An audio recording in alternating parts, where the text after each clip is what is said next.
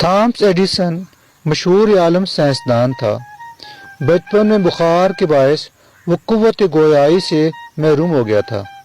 جب وہ چھوٹا تھا تو ایک دن اسکول سے آیا اور ایک سر بمور لفافہ اپنی والدہ کو دیا اور کہا ٹیچر نے دیا ہے کہ اپنی ماں کو دے دینا۔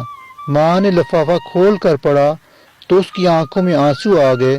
پھر اس نے بآواز بلند پڑھا تمہارا بیٹا ایک جینیس ہے، یہ اسکول اس کے لیے بہت چھوٹا ہے اور یہاں اتنے اچھے ٹیچر نہیں کہ اسے پڑھا سکیں، لہٰذا آپ خود ہی اسے پڑھائیں۔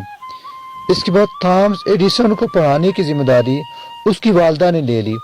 برسوں بعد جب تھامس ایڈیسن ایک سائنسدان کے طور پر مشہور ہو گیا اور اس کی والدہ تب وفات پا چکی تھیں، ایک روز وہ اپنے خاندان کے پرانے کاغذات میں سے کچھ ڈھونڈ رہا تھا کہ اسے وہی خط ملا۔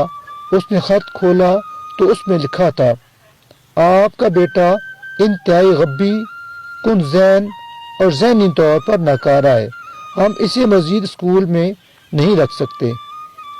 یہ تحریر پڑھتے ہی اسی وقت ایڈیسن نے اپنی ڈائری میں لکھا تھامس ایلوا ایڈیسن ایک ذہنی طور پر ناکارہ بچہ تھا، پر ایک عظیم ماں نے اسے صدی کا سب سے بڑا سائنسدان بنا دیا۔ اللہ کریم ہے، وہ آپ سب کی ماؤں کو سلامت رکھے۔